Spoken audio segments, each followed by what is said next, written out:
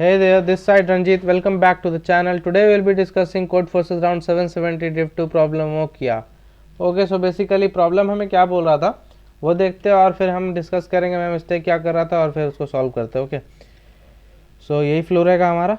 तो प्रॉब्लम हमें बोल रहा था बेसिकली कि हमारे पास कुछ n कॉमा के मैट्रिक्स होगा. ठीक है, n कॉमा के यानी कि n रोज होंगे और k कॉलम्स वाले एक मैट्रिक्स होगा, अरेंजमेंट होगा.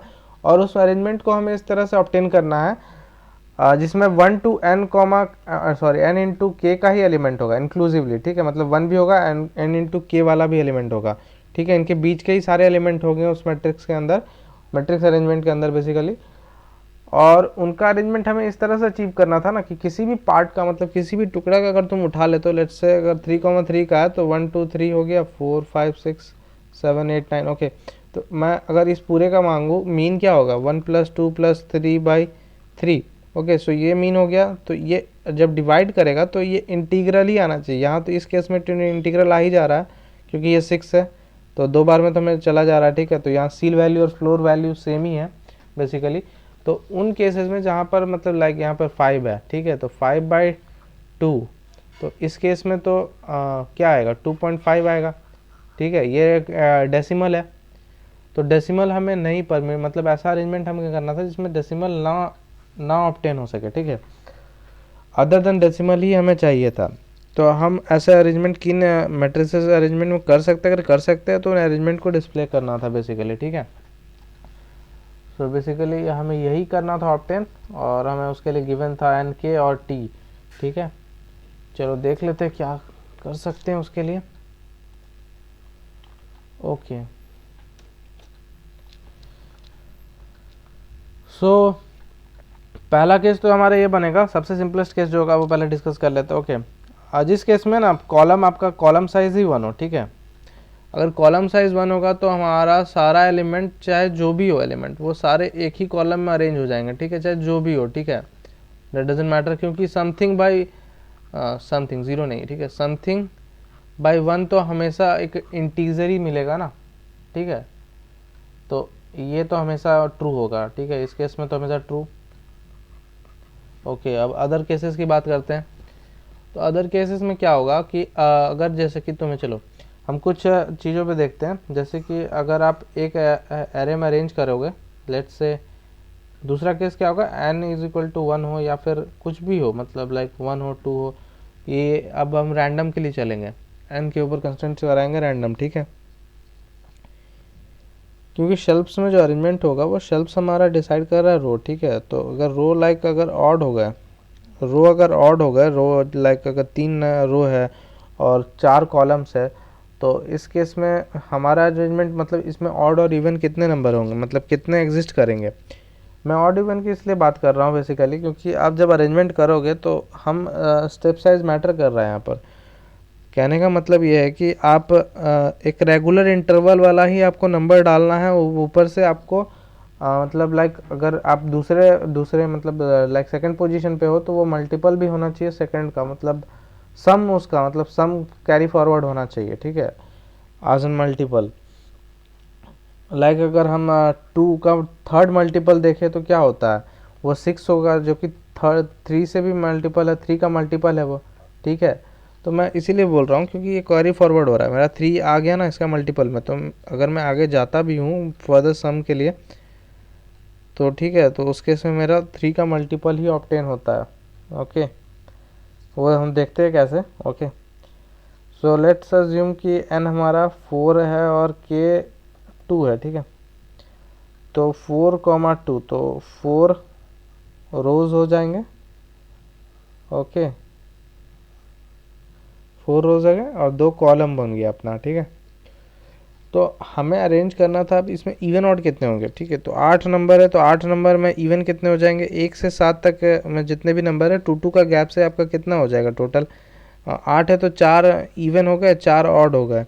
ठीक है, यही अगर 1 से 7 होता मतलब अगर n इंटू के अगर कुछ 7 हो जाता या फिर कोई भी ऑड हो जाता कोई भी ऑड तो उस केस में भी एग्जिस्टेंस पॉसिबल नहीं था. ठीक है, मतलब ऑड का केस में क्योंकि हमें उस केस में इवन और ऑड के नंबर सेम नहीं मिल रहे हैं तो मैं स्टेप साइज सिमिलर वालों को एक साथ रख भी नहीं पाऊंगा क्योंकि मेरे पास है ही नहीं वो नंबर, असल में एब्सेंट हो जाएगा.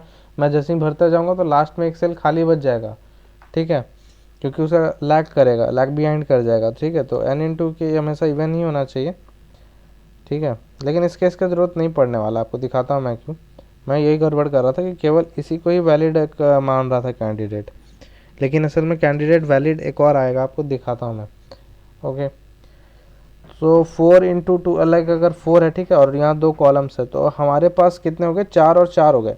तो मैं इन 4 को इन 4 में डाल सकता हूँ और अगले 4 को इन चारों में डाल सकता हूँ, इन चारों सेल्स में, ठीक है। तो ये एक रेगुलर सीक्वेंसिंग भी बन गया, ठीक है। उसके साथ मल्टीपल्स भी हम ऑब्टेन कर लिए, ताकि अगर आप सम निकालोगे और एवरेज आउट करोगे बेसिकली, तो आपका एवरेज आउट भी जो होगा वो मतलब एक, आप बोल सकते हो कि आप जब एवरेज आउट करोगे तो वो मल्टीपल फॉर्म में एग्जिस्ट करेगा। वो दिखाता हूँ मैं क्यों। जैसे कि यहाँ 2 साइज़ का है, ठीक है, तो अगर आप इवन ही ऊपर डालते हो, लेट्स से 2 और डाले और फिर नेक्स्ट 4 आएगा, तो 2 कॉमन निकल जाएगा, ठीक है, 1 + 2 बन जाएगा। ओके, तो ये 2 तो मतलब आपका यहाँ अगर 2 का कोई मल्टीपल है तो उसके लिए एक्सट्रैक्ट कर लेगा, ठीक है। वो जाहिर सी बात है, अगर आपका 2 साइज़ का ही आप सेलेक्ट कर रहे हो तो 2 ही आएगा, लेकिन अगर उससे बड़ा सेलेक्ट कर रहे हो तो आपका नंबर्स भी बढ़ेंगे ना।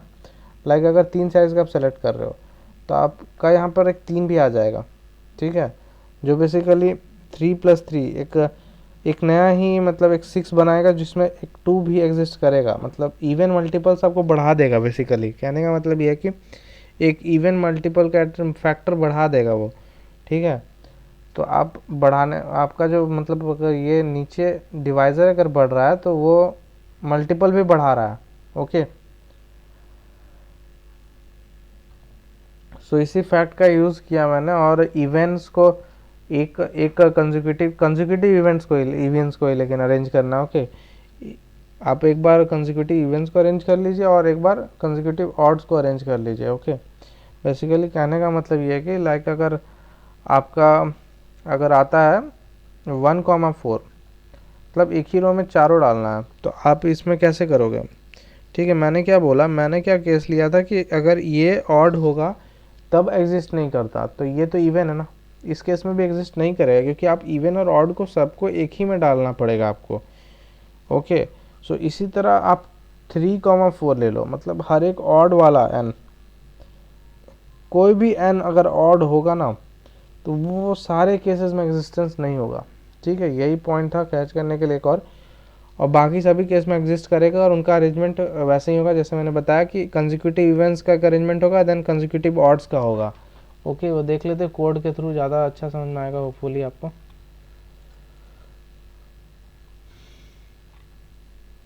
ओके, सो एन कॉमा के आज यूजल बोला था मैंने, जैसे कि अगर k = 1 है तो आप जैसे आज इट इज़ आप उसका आउटपुट करा दो, ठीक है। देन अगर ऑड है, एन अगर ऑड है, तो मैं बता चुका हूँ आपको क्यों यहाँ नो आएगा, क्योंकि आप ऑड और इवेंट्स को मतलब अलग अलग अरेंज नहीं कर पाओगे। जैसे कि 1,5 का केस में मैंने दिखाया था आपको कि 1 2 3 4 5 आपको सभी को एक ही जगह लाना पड़ेगा, और इसका कोई पॉसिबल अरेंजमेंट एग्जिस्ट नहीं करता जिसमें कि किसी एक ब्लॉक का, सर्टेन ब्लॉक का या फिर सर्टेन L, R के लिए मीन सेम हो, मतलब सॉरी मीन इंटीग्रल हो बेसिकली, ठीक है। उसके लिए मीन इंटीग्रल हो, ऐसा कोई एग्जिस्ट नहीं करता। और सिमिलरली फॉर अदर ऑड्स के लिए भी होगा, लाइक 3,5 हो जाए तो आप उसको अरेंज नहीं कर पाओगे। आप 3 रोज़ में, लाइक अगर ऑड आप डालना चाहो तो, और 2 रोज़ में 3 रो है ना, तो 2 रो में आप ऑड डाल लो और एक रो में इवन, यही हो सकता है। या फिर एक रो में ऑड डाल लो और 2 रो में इवन, लेकिन ये कन्फिग्रेशन हम अचीव नहीं कर सकते, क्योंकि अगर आपका ये कितना भी होगा ना तो ऑड एक ज़्यादा ही हो सकता है इवन से, ठीक है। इससे एक ज़्यादा ही ऑड मैक्स टू मैक्स हो सकता है, उससे ज़्यादा नहीं हो सकता। या तो बराबर होगा या तो एक ज़्यादा होगा ऑड का काउंट, लेकिन ऑड का काउंट एक ज़्यादा होने से आप एक नया रो क्रिएट नहीं हो सकता जब तक कि रो साइज कॉलम साइज 1 ना हो, ठीक है। एक नया रो क्रिएट तब तक नहीं हो सकता जब तक कॉलम साइज 1 ना हो, ठीक है। तो बेसिकली यही लॉजिक था इसके पीछे कि मैं इन केसेस को कंसीडर नहीं किया, ठीक है। देन फर्दर हमको अब अगर पता चल गया कि अब ये एग्जिस्टेंस में है और कंसेक्यूटिव इवेंट्स का ही अरेंजमेंट पॉसिबल होगा, ठीक है। एंड देन कंसेक्यूटिव ऑड्स का ही पॉसिबिलिटी क्रिएट करेगा, ठीक है। सो डैट हमारा कंसेक्यूटिव जब भी हम मतलब लाइक उनका मीन वैल्यू फेच करेंगे तो वो हमें एज एन मल्टीपल ही ऑब्टेन होगा टू द कॉरस्पॉन्डिंग मीन, ठीक है। मतलब टर्म के कॉरस्पॉन्डिंग में तुम्हें वैल्यू मिलेगी। लाइक 5 और 7 को ऐड करोगे तो ये 2 का ही मल्टीपल तुम्हें देने वाला है कहीं ना कहीं से। अगर एक और ऐड कर लोगे आप आगे कोई भी ऑड नंबर, ठीक है, लेकिन कंसेक्यूटिव भी होना चाहिए, ठीक है। लाइक 7 के बाद 7+2 ही आ सकता है, और कुछ दूसरा नंबर नहीं लाना आपको, तभी ये इसके मल्टीपल में एग्जिस्ट करेगा, नहीं तो नहीं कर पाएगा। ओके, होपफुली आपको कोड भी समझ आ गया होगा। एंड अगर कोई फर्दर डाउट हो तो कमेंट सेक्शन में पूछ लेना। And thank you for watching.